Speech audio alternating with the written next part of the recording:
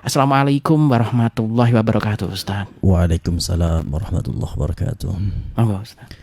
Assalamualaikum warahmatullahi wabarakatuh.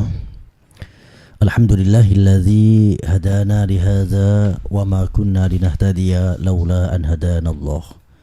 Asyhadu an la ilaha illallah wahdahu la syarika lah. Wa asyhadu anna Muhammadan abduhu wa rasuluh. Allahumma fasalli wa sallim wa barik ala sayyidina wa maulana Muhammadin wa ala alihi wa sahbihi ajma'in. Subhanaka la ilma lana illa ma 'allamtana innaka antal alimul hakim. Wa tub alaina ya maulana innaka antat tawwabur rahim.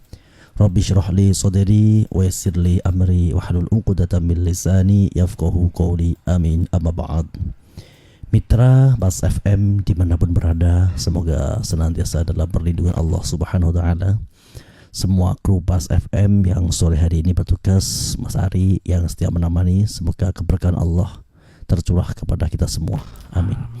Baiklah Mitra Bas FM, kita lanjutkan kajian kita Tafsir Ibnu Katsir, Surah Al-Ankabut ayat ke-19. A'udzu billahi minasy syaithanir rajim. Bismillahirrahmanirrahim. Awalam yarau kaifa yubdi'ullahul khalqa tsumma yu'iduhu. Inna dzalika 'ala Allahi yasir. Qul siru fil ardi fanzuru kaifa bada'al khalqa tsumma Allahu yunshi'un nash'atal akhirah. Inna Allah ala kulli syai'in qadir. Yu'adzibu man yasha' wa yarhamu man yasha' wa ilaihi tuqlabun. Wa ma antum bimu'jizina fil ardi wala fis sama'. Wa ma lakum min dunillahi min waliyyin wala nasir.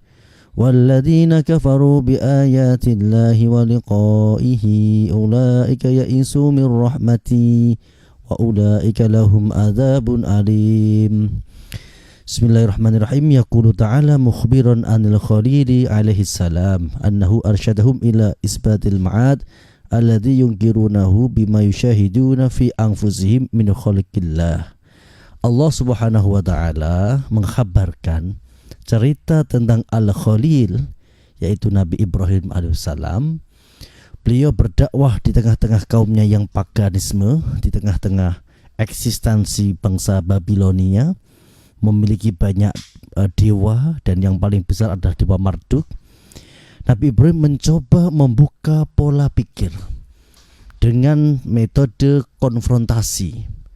Nabi Ibrahim membuat sebuah huru-hara dulu, menghancurkan berhala-berhala itu, kemudian sehingga ditangkaplah Ibrahim dan kemudian diajak dialog interaktif. Jadi kadang-kadang metode konfrontasi itu penting. Jadi ada kikir-kikir dulu, kemudian baru diserap aspirasinya. Karena kalau tidak ada istilahnya peristiwa, ya tidak akan ada dialog begitu. Akhirnya Nabi Ibrahim di hadapan umum diajak dialog oleh Namrud. Ibrahim, apa benar kau yang menghancurkan semua ini? Nabi Ibrahim dengan cara public speakingnya yang bagus, beliau mengatakan, oh tidak, ini Tuhan-Tuhan kalian tadi malam berantem, dan karena itu Marduk yang paling besar, dialah pemenang. Lihat, tangan kanannya masih memegang palu gondep. Akhirnya Namrud bergumul, kau ini bisa-bisa saja, mana mungkin, ini kan hanya batu, dia tidak bisa apa-apa, jangankan berantem, bergeser saja tidak bisa, kamu ini buat-buat alasan. Akhirnya ada kesempatan untuk Nabi Ibrahim mengkanter argumentasi dari Namrud. Kalau begitu sebenarnya kalian ini mengakui dong, kalau ini batu yang kalian buat-buat, kalian beri nama A, nama B, kalian nisbatkan sebagai Tuhan, itu omong-omong kalian. Nyatanya kalian semua menyadari ini batu yang tidak bisa beri manfaat dan madarat. Kenapa kalian anggap ini sebagai Tuhan? Seharusnya Tuhan itu memiliki otoritas, kekuasaan. Mereka nggak bisa kekuasa apa-apa. Mempertahankan dirinya saja nggak bisa. Akhirnya semua orang terdiam. Nah, ini yang disebut sebenarnya Nabi Ibrahim ini secara hujah itu menang. Jadi hujah al-balighah, agama ini sangat jelas. Maka untuk mempercayakan hujah ini tidak perlu dipaksa. Maka ada ayat la ikroha fiddin qad tabayyana rusydu minal ghayy. Agama ini secara hujah pasti menang. Seperti orang yang mengakui bahwa 1 tambah 1 sama dengan 2 itu nggak perlu dipaksa. Karena secara teori akal yang sangat dasar pasti menerima. Lah kebenaran Allah, Tuhan Allah itu melebihi jelasnya 1 tambah 1 sama dengan 2. Jadi orang untuk mengakui bahwa alam raya ada penciptanya, dan penciptanya ini Al-Wahid, yang satu, yang harus mempunyai otoritas, itu tidak perlu dipaksa. Lah itu yang disebut la ikraha fiddin. Maka sebenarnya hujah kita sebagai agama Allah yang dibawa Rasulullah itu pasti menang. Ya, saya beri contoh tadi ya. Misalkan ada orang yang berargumentasi 1 tambah 1 sama dengan 2, itu tentu akan menang ya, secara argumentasi daripada orang yang mengakui 1 tambah 1 5. Meskipun dalam kenyataan realitas di dunia, ketika mungkin sedang konflik ya, secara langsung berantem atau apa, bisa saja secara fisik menang orang yang beranggapan 1 tambah 1 5. Tapi secara argumentasi ya pasti menang orang yang beranggapan 1 tambah 1 sama dengan 2. Begitu juga ya, kita sebagai umat Nabi Muhammad ini sangat bangga karena kita diberi hujah yang al-balighah, Al-Quran, Al-Hadis, dan sekian perangkat, ada ijma, ada qiyas, yang kebenarannya ini sangat absolut. Orang tidak perlu dipaksa untuk mengakui kebenaran agama ini. Toh meskipun pada kenyataannya mungkin secara ekonomi ya bisa saja menang mereka yang tidak mengakui Tuhan Allah, masih menang mereka secara jabatan atau apapun lah, pengaruh apapun. Tapi secara hujah menang kita. Nah, ini yang disebut ulaika hizbullah ala inna hizballahi humul ghalibun. Ini yang dilakukan Nabi Ibrahim. Awalam yarau kaifa yubdi'ullahu al-khalqa summa yu'idu. Inna dzalika 'alallahi yasir. Nabi Ibrahim mencoba meyakinkan umatnya, bangsa Babilonia, bangsa Ur pada waktu itu, bahwa zat yang telah menciptakan kita, yang awalnya kita tidak tahu dari mana asalnya, tiba-tiba Allah berikan kehidupan kita, itu tentu lebih mudah sekali menghidupkan kita. Jadi yang awalnya tidak ada kemudian menjadi ada, ini tentu lebih mudah ketika barang yang sudah ada kemudian diadakan kembali, direkonstruksi ulang lah bahasanya. Ini tentu lebih mudah. Jadi Allah menghidupkan orang yang sudah mati itu sangat mudah, karena Allah mampu menciptakan kita yang awalnya tidak ada menjadi ada. Itu disebut awalam yaro kaifa yubdi'ullahu al-khalqa summa yu'idu inna dzalika 'alallahi yasir. Kita lanjutkan. Qul siru fil ardi fangduru kaifa bada'al khalqa summa Allahu yunshi'un nash'atal akhirah ayyamul qiyamah innallaha ala kulli syai'in qadir. Maka kita diperintahkan untuk menjelajah alam raya ini. Siru fil ardi, ayo menjelajahlah kamu. Nanti dari perjalanan itu kamu ambil pelajaran bagaimana Allah menciptakan makhluk kemudian menghidupkannya kembali. Ya mungkin yang terdekat dengan kita ya, kalau musim kemarau di mana-mana kita berjalan itu yang ada hanya kering ya. Rumput-rumput kering, pohon-pohon ranting-ranting berguguran.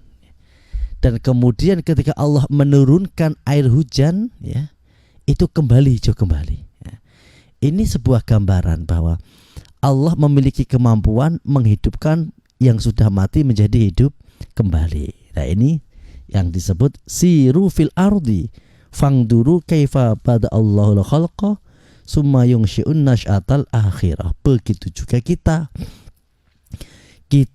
yang sekarang ini ada, itu kan awalnya tidak ada, diadakan, diciptakan oleh Allah, dan nanti ketika kita sudah mati kembali dihidupkan kembali. Yu'adzibu man yasha wa yarhamu man yasha. Ai huwa al-hakim al-mutasarrif alladhi yaf'alu ma yasha. Allah adalah yang maha bijaksana, yang mengatur segala urusan sesuai kehendaknya. Wa yahkumu ma yuridu la mu'aqqiba li hukmi. Allah memberikan hukum, memberikan kebijaksanaan sesuai kehendaknya, tidak ada yang menentang. Jadi kita kan menyadari setiap hari ini ada siang, ada malam, ada musim kemarau, musim penghujan. Ini kan teratur sekali nih. Kan tidak mungkin sesuatu yang teratur kemudian tanpa ada yang mengatur. Ya semacam siaran radio seperti ini kan ada acara A, acara B, itu kan by design, ada yang mengatur di situ. Lah apalagi alam raya ini ya. Ada planet dengan segala macam galaksi-galaksinya, ada hujan, ada salju, ada musim panas, musim kering. Ini kan teratur. Ini pasti menunjukkan ada by design, ada yang mendesain, ada yang mengatur. Nah, ini bagi orang yang berakal sehat, ya mereka akan mudah mengenali Allah Subhanahu wa ta'ala. Nah, itu juga termasuk siru fil ardi fangduru kaifa bada'al khalqa summa Allahu yunshi'un nasy'atal akhirah. Wa yahkumu ma yurid la yas'alu amma yaf'alu wa hum yus'alun. Allah tidak akan pernah ditanya kenapa menciptakan ini, kenapa berkehendak seperti ini, tidak ada, karena Allah itu memiliki otoritas penuh. Falahu al-khalqu wal amr. Allah memiliki al-khalqu, menciptakan, wal amru, dan sebuah keputusan. Seperti qulir ruhu min amri rabbi. Jadi ruh ini adalah al-amr. Kalau penciptaan jasad manusia itu ya al-khalqu, tapi kalau ruh itu maksudnya al-amru. Fa'addala li'annahu al-malik alladhi la yadlimu misqala dzarrah. Allah ini yang menguasai semua alam raya dan segala isinya. Allah tidak pernah berbuat zalim sekecil apapun dzarrah, biji sawi. Kama ja'a fil hadis, sebagaimana keterangan yang datang dalam hadis, alladzi rawahu ahlus sunan, innallaha law adzaba ahlas samawati wa ahlal ardi la adzabahum wa huwa ghairu dzalimin lahum. Seandainya Allah ini menyiksa seluruh penduduk langit dan bumi, Allah itu tidak zalim. Kenapa alasannya? Ya sederhana, karena milik Allah. Ya misalkan sangat sederhana, ini HP ini ya. Ini kan HP saya, ini saya pegang, ini HP saya. Jadi HP saya ini mau saya jual, atau saya rosokkan gitu, itu tentu saya tidak disebut zalim. Kenapa? Karena milik saya. Tapi kalau mungkin miliknya Mas Ari, saya ambil terus kemudian saya buat A, buat B, lah itu pasti akan dicap sebagai orang zalim. Kenapa? Karena bukan milik kita. Lah alam raya ini milik Allah. Semua makhluk yang di langit dan di bumi itu milik Allah. Jadi seandainya Allah melakukan apapun, seandainya Allah ini menyiksa semua makhluk, ya Allah tetap tidak akan pernah zalim. Ya karena milik Allah. Tetapi Allah memiliki al-hakim, kebijaksanaan. Ya siapa yang berbuat baik, ya pasti balasannya baik. Siapa berbuat jahat, ya balasannya adalah siksa. Faman ya'mal misqala dzarratin khairan yarah wa man ya'mal misqala dzarratin syarran yarah. Allah tetap memiliki sebuah konstitusi bahwa Allah akan menegakkan hukum seadil-adilnya, begitu. Yu'adzibu man yasha wa yarhamu man yasha wa ilaihi tuqlabun. Ay turja'una yaumal qiyamah. Jadi Allah ini, siapa saja yang dikehendaki Allah disiksa, ya kehendak Allah. Siapa yang berkehendaki dimasukkan surga, ya rahmat Allah. Nah, jadi kita bisa mendapatkan surga itu bukan karena amal, tapi karena rahmat Allah. Di perdebatan ahli sunni dan Mu'tazilah itu sering ulama-ulama itu berdebat tentang ini. Ketika ditanya, orang-orang Mu'tazilah mempunyai klaim bahwa orang masuk surga itu ya karena amal. Maka para ulama sunni menjawab, seandainya masuk surga itu karena amal, maka ya surga itu sesuai amalnya. Misalkan ia beramal sehidupnya ya 90 tahun. Ya sudah, berarti kalau gitu nikmatnya di surga 90 tahun. Setelah itu dimasukkan neraka. Karena amal terbatas usia, terbatas apapun terbatas. Yang tidak terbatas itu rahmat Allah. Alasan pertama. Alasan kedua, amal kita apapun itu seandainya digunakan untuk menebus nikmat Allah, fasilitas yang kita nikmati sekarang, nyawa ya, terus kemudian anggota badan mulai ujung rambut sampai mata kaki, fasilitas dunia, seandainya ibadah kita ini kemudian digunakan menebus fasilitas nikmat Allah, tidak bisa, tetap masih kurang. Makanya masuk surga itu karena rahmat Allah. Betapa kita banyak melihat, mendengar cerita-cerita dari para ulama ya. Di zaman Bani Israel ada orang yang begitu jahatnya, bahkan sudah membunuh 100 orang, dan kemudian akhirnya ia bertaubat, belum sempat berbuat amal apapun, dia hanya bertobat, terus kemudian mengakui kesalahannya dan kembali kepada Allah, kemudian meninggal dunia, Allah ampuni. Terus juga ada seorang penjahat yang banget jahatnya. Suatu saat ia melihat seekor anjing yang kehausan di tengah jalan. Ia dengan tertatih-tatih masuk ke sumur, menggunakan sepatu bootnya dikasih minum. Akhirnya mendapat rahmat Allah, mendapat ampunan, dan akhirnya mendapat surga. Jadi surga neraka itu otoritas penuh Allah Subhanahu wa ta'ala. Jadi yang penting kita selalu mencintai Allah, mencintai Rasulullah, beribadah apapun, melakukan kebaikan apapun ya atas dasar ketundukan kita kepada perintah Allah. Wa ma antum bimu'jizina fil ardi wala fis sama. Kamu semua tidak bisa melepaskan diri dari azab Allah, baik yang di bumi, di langit, semuanya tidak bisa. Ay la yu'jizu ahadun min ahli samawati wa ardihi.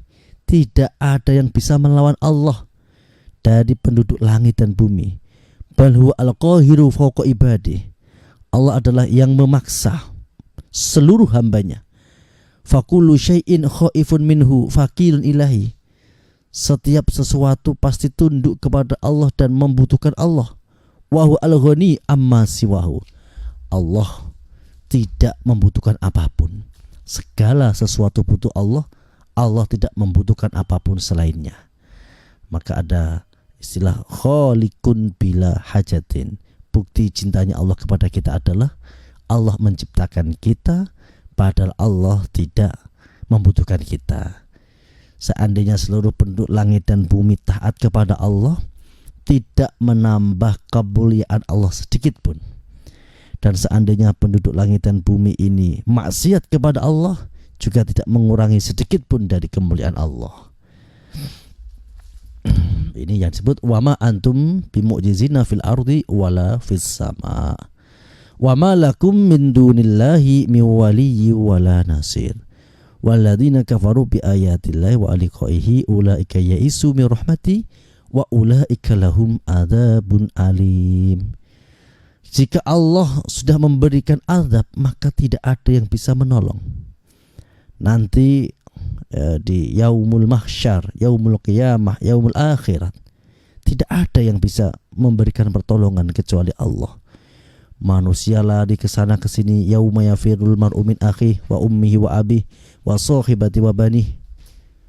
Mereka lari kepada ayahnya, lari kepada ibunya, kepada saudaranya, semuanya.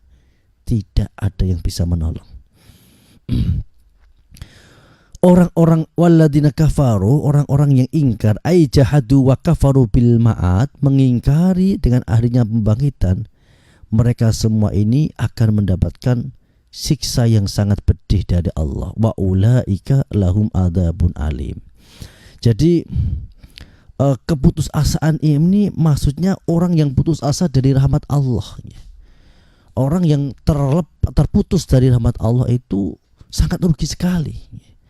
Maka kita dilatih para ulama untuk bagaimana bisa mengelola hati, memanajemen hati agar kita selalu bisa bahagia. Karena dengan modal kebahagiaan ini kita bisa mudah mensyukuri nikmat Allah. Ada sebuah cerita itu pemuda yang diangkat derajatnya menjadi wali karena memiliki aktivitas setiap hari naik gunung. Setelah sampai di atas atau summitnya sana, ia kemudian bersyukur, ya Allah, terima kasih ya Allah, saya bahagia. Terima kasih ya Allah, meskipun bukan siapa-siapa dan tidak memiliki apa-apa, saya tetap bahagia dengan rahmat-Mu.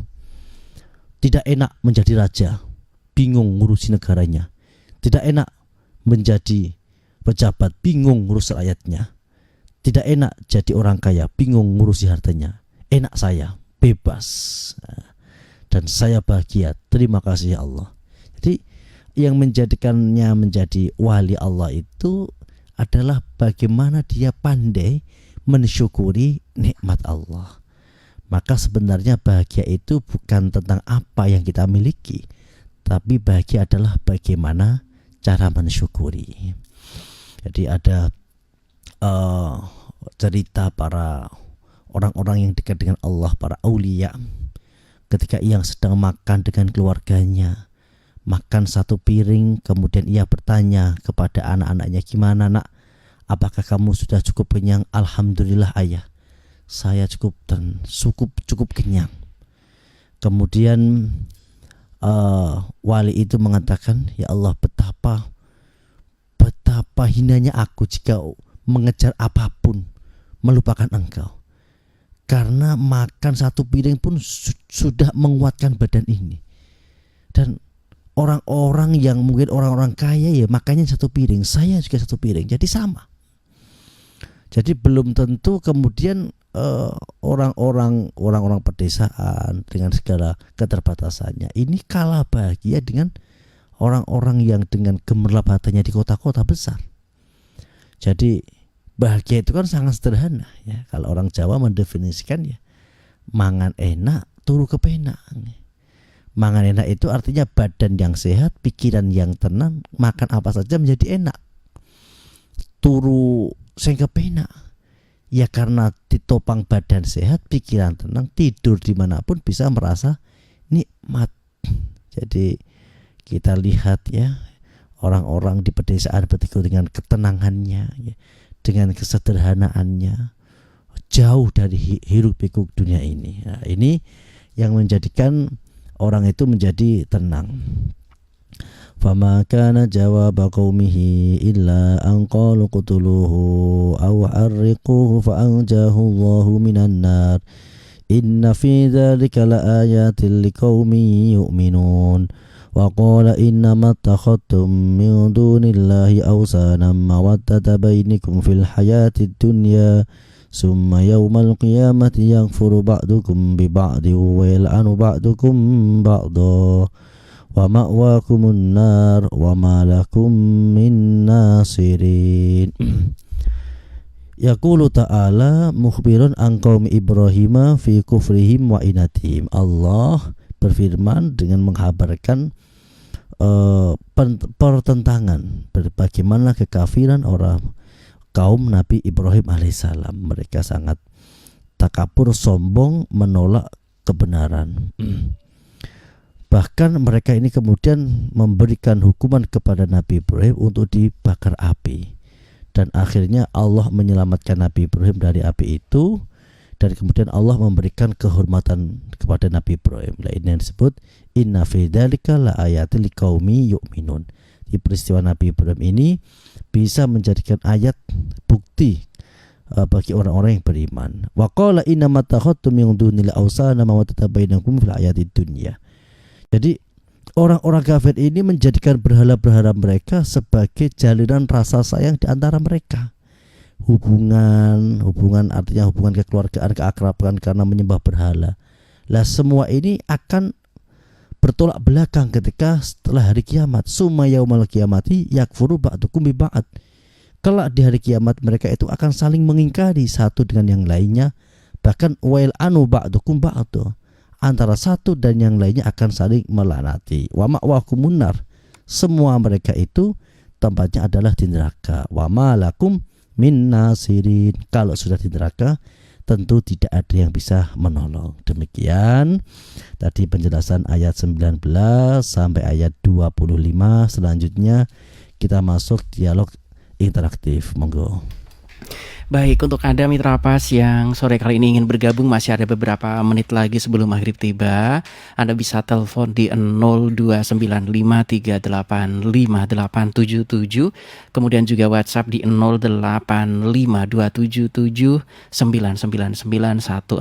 Mitra Pas, Anda juga bisa komentar di fanpage kami Radio Pas FM Pati 2. Yang sudah bergabung, Assalamualaikum warahmatullahi wabarakatuh, Ustadz.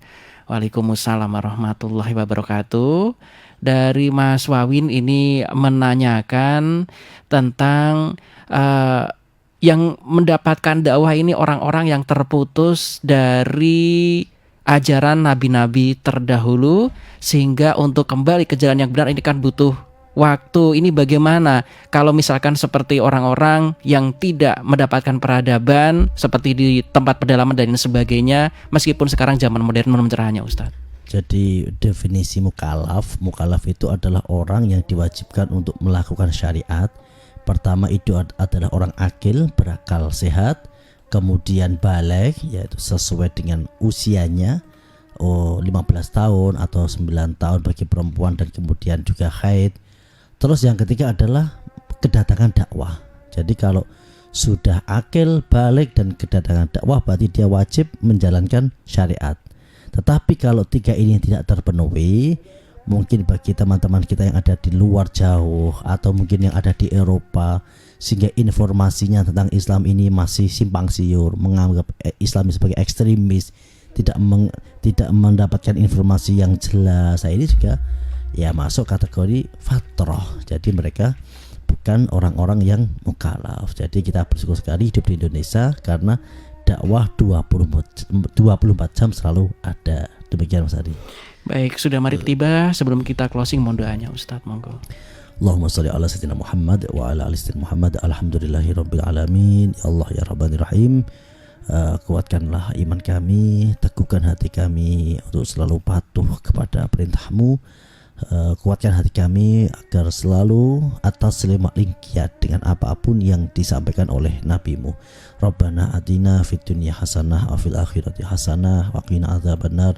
Wa sallallahu ala sayyidina Muhammadin nabiyil ummi wa ala alihi wa baraka wasallam. Alhamdulillahirabbil alamin. Al-Fatihah. Bismillah. Demikian kajian kita pada sore hari ini, kurang dan lebihnya mohon maaf. Akhirul kalam wal afu minkum. Wassalamualaikum warahmatullahi wabarakatuh. Waalaikumsalam warahmatullahi wabarakatuh.